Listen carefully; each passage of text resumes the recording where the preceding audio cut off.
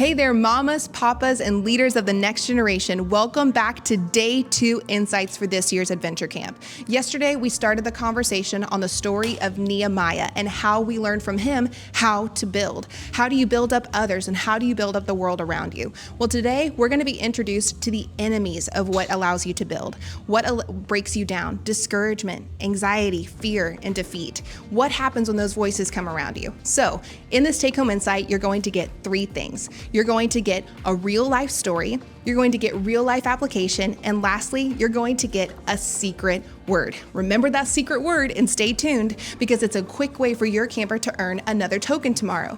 Listen to the secret word and then bring it back, whisper it to a leader, and you'll get another token for tomorrow. So let's start with our story. So in our story, Nehemiah prayed and he asked God for help in how to rebuild Jerusalem. God answered his prayer when he went before the king. He had every resource. He had literally everything he could ever need.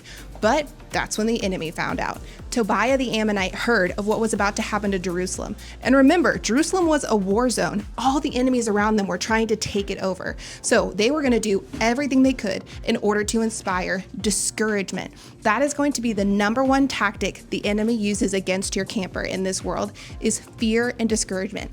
You've seen it already. Everything from when they're little and they're afraid of falling off their bike, all the way to when they're older and they're afraid of, what am I going to do about my grades? What are my friends going to think?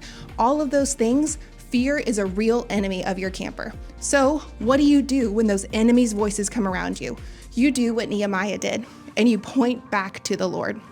But Nehemiah did actually 2 creative things. One, he took time alone. Oftentimes, this world is so busy, we don't take time alone in order to process those feelings, those thoughts, and those fears. So, number 1, take a deep breath. Breathing is one of the best ways to regulate your system, and it's something designed by God. So, have your camper take a deep breath. Secondly, have them name that emotion. Have them recognize and call out, I'm feeling afraid. I'm feeling discouraged. I'm feeling insecure. The enemy is going to do whatever they can in order to keep it in the dark. But God says whenever we bring it into the light, there is power in that. So bring it to light. Name exactly what you're feeling. And then after that, start the process of actually feeling that emotion. It's okay to process fear. Your fear is trying to tell you something. What are you afraid of? What is that underlying lie that you need to address? Finally, that's when you start to reframe it and rename it.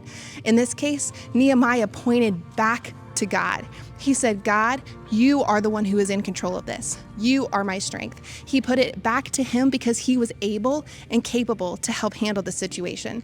So many times we go to people who are stronger than us and more capable than us to help us solve problems. So why don't we do that with God? Encourage your camper to walk through these things as well. We learn from Nehemiah what it's like to build whenever we're feeling discouraged. But it starts with 1, getting alone with that feeling just for a second. Meaning if you need to change environment, take a deep breath. Next, name the emotion. Talk about what you're feeling. God can handle it. Next, feel it for a second. The feelings are trying to tell you something. Listen to what it's trying to say. And lastly, rename it. Put it in God's hands and allow him to put his control over it because he is able to handle everything that comes our way. And remember, this was something that God called Nehemiah to do. God is going to walk your camper and walk you into situations that he has already planned for. So allow him to continue to show you what his plans are. So for today's secret word, it is breathe. Breathe. That's the secret word. It's something that's going to help your camper. It's going to help you bring light to the situation. And we can't wait to see how this changes them. Adventure Camp isn't just a fun way to experience your summer. It's a kickstart to a way of life that changes the generation around them. See you tomorrow.